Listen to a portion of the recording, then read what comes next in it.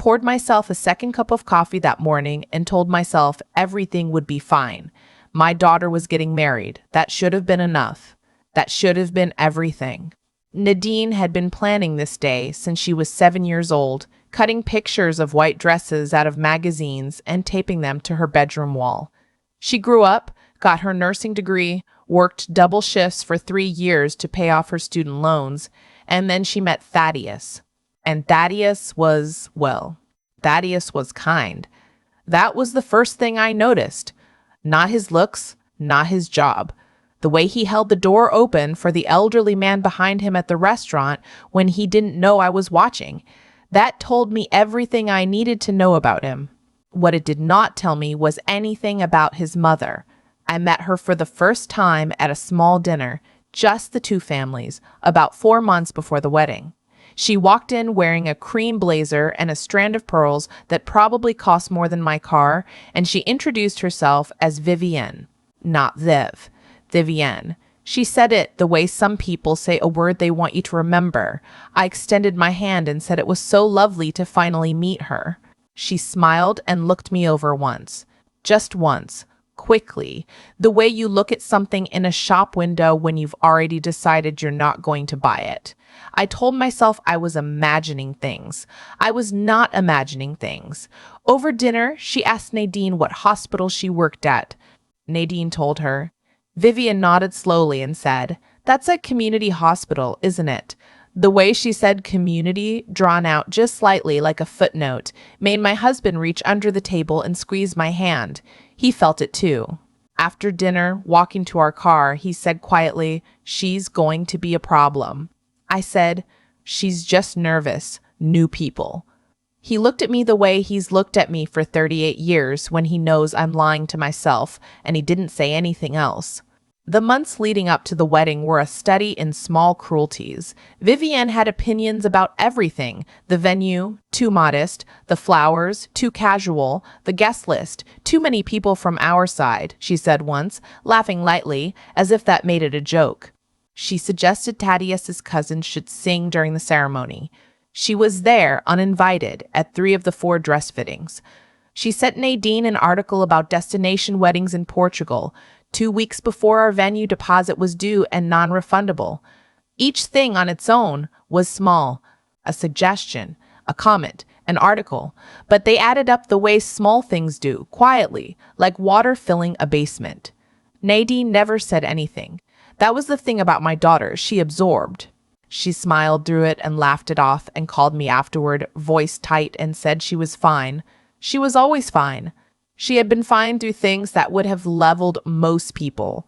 I learned a long time ago that when Nadine says she's fine, what she means is, "I'm handling it, please don't make it worse."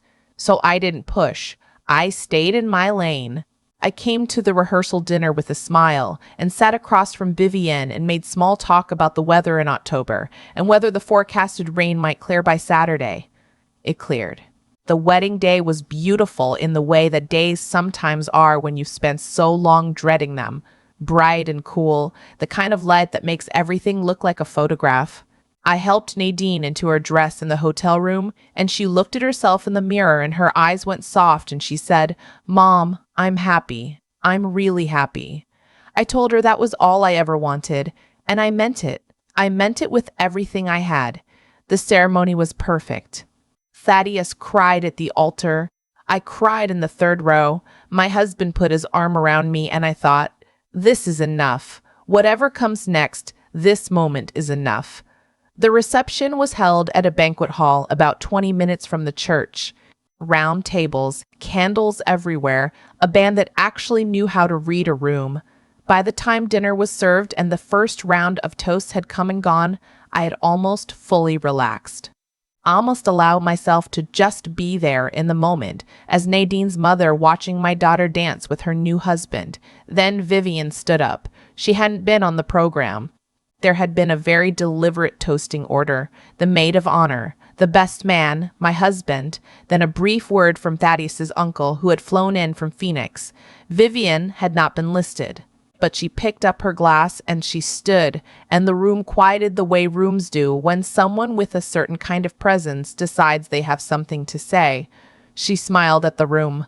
Then she smiled at the table where Thaddeus and Nadine were sitting. Then she began. She talked about Thaddeus first, how she had raised him, how she had sacrificed, how she had always known he would do great things because he came from a family with high standards. And she paused there just slightly, just long enough. High standards, she said, and a strong sense of who we are. Then she turned to Nadine. She said Nadine was a lovely girl.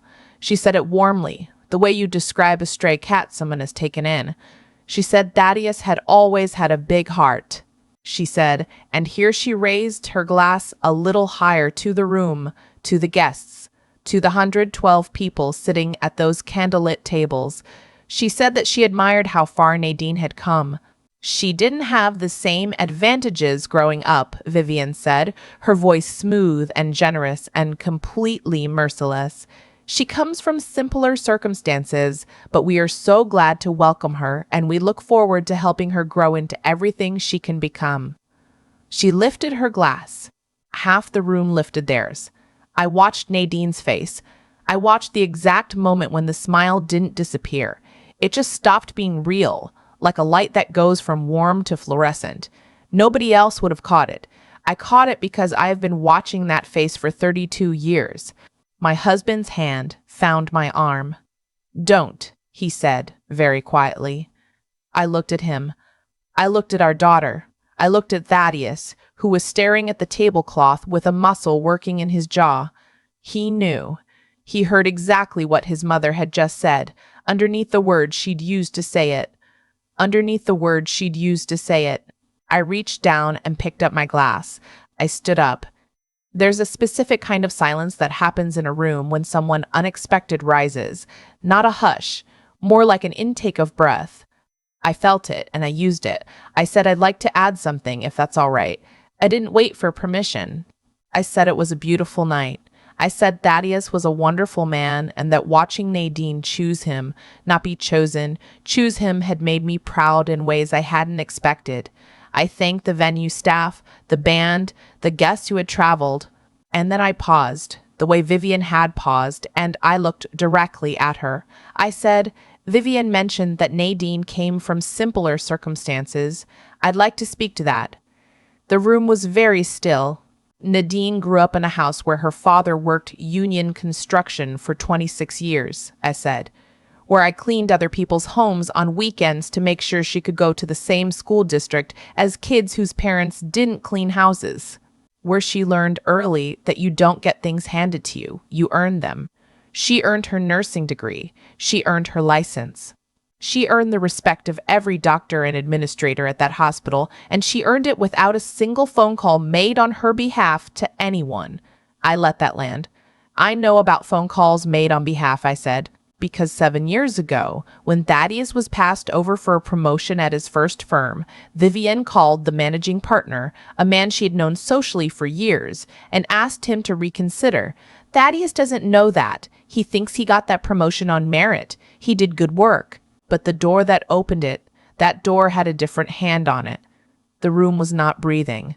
Thaddeus was looking at his mother. I wasn't finished. And I know, I said, still calmly, still with my glass in my hand, that 3 years ago, when Vivian's financial consulting business was audited, she restructured 2 accounts in ways that her own partner at the time, a woman named Henrietta, who no longer works with her, described in writing as, and I'm quoting directly, ethically questionable at best and deliberately misleading at worst. Henrietta gave a copy of those notes to her attorney. I know this because Henrietta is my neighbor, has been for 11 years. We have coffee on Tuesday mornings. I heard someone at a nearby table say something under their breath. I didn't look away from Vivian. Her face had gone the color of old paper. Nadine's circumstances were never the point, I said. What my daughter is honest. She shows up. She does the work. She doesn't ask for doors to be opened or records to be cleaned up.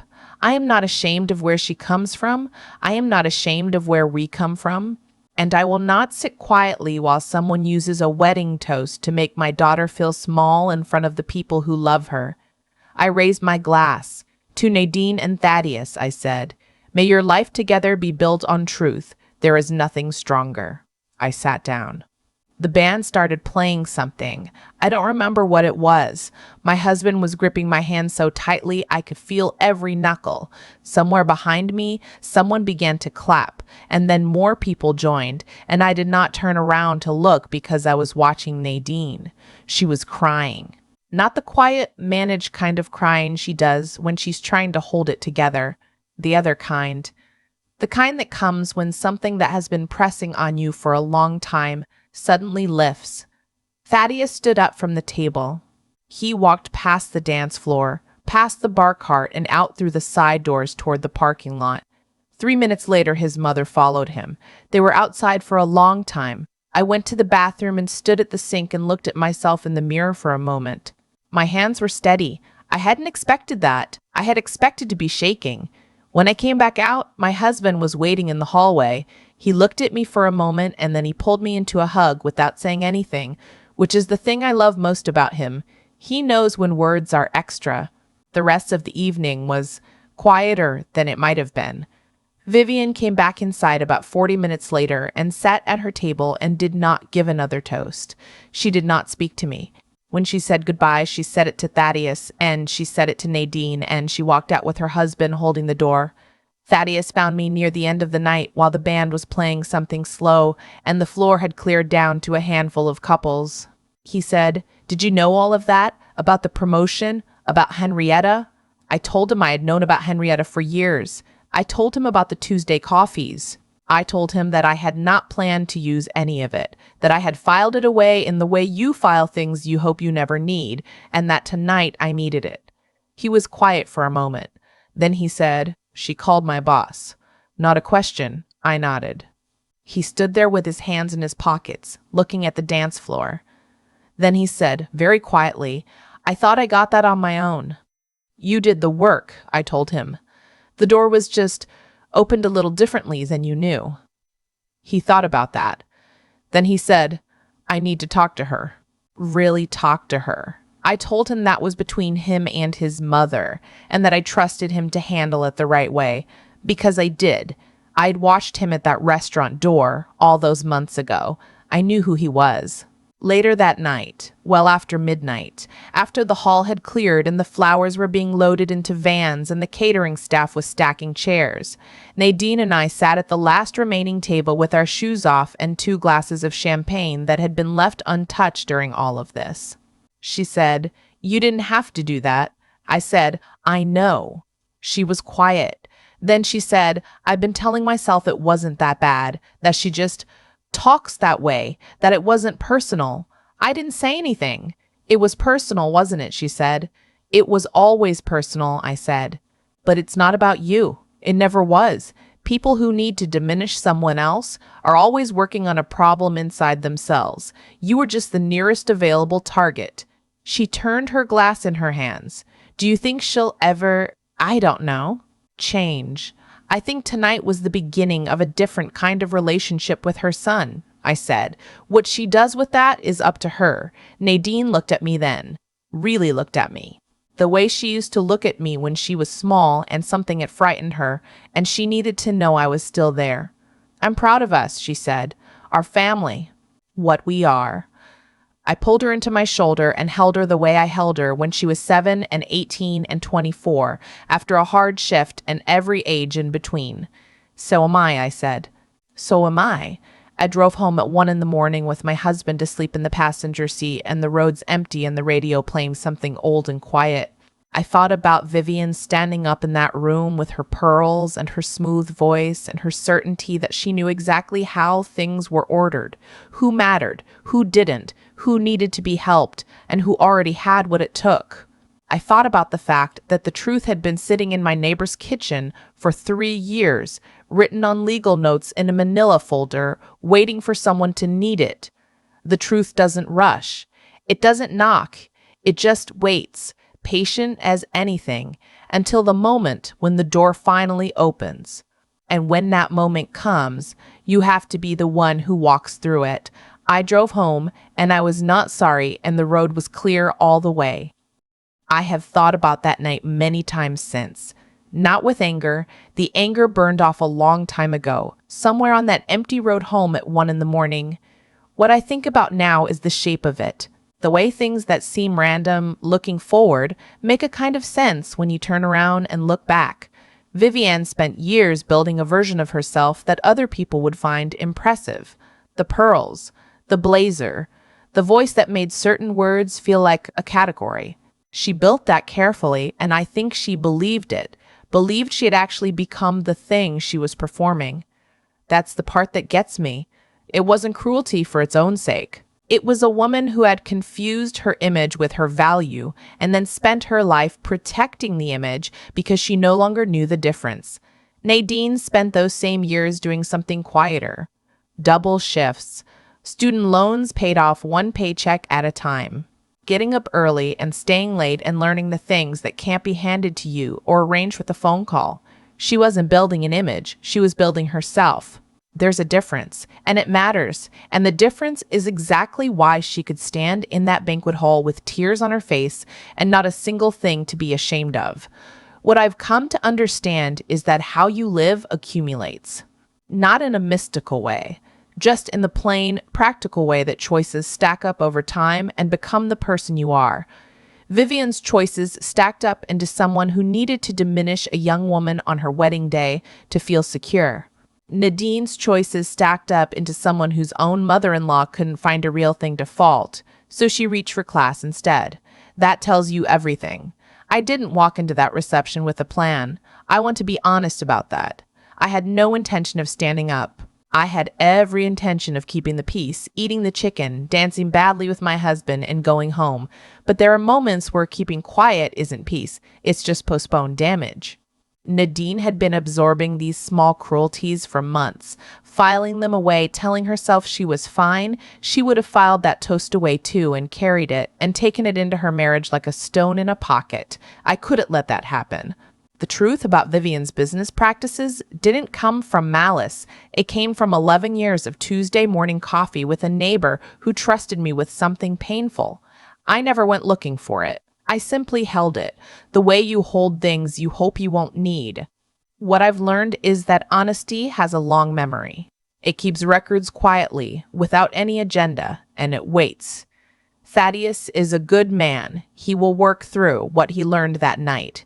About the promotion, about his mother, about the gap between the story he was told and the one that was true. That work will be hard. But he has the integrity to do it, and doing it will make him more himself, not less. Nadine called me the following Tuesday. She said she and Thaddeus had talked, really talked, for most of the night after the honeymoon flight landed. She said she felt lighter than she had in months. I told her that was the weight of other people's opinions leaving the room. She laughed, the real kind. That is the thing I want to hold on to, not the moment at the microphone, not Vivienne's face going pale, not any of the drama of it. Just my daughter's laugh on a Tuesday morning, light and clear, unburdened. That's what the truth costs and what it gives back. It costs you the comfort of silence. It gives you back your daughter.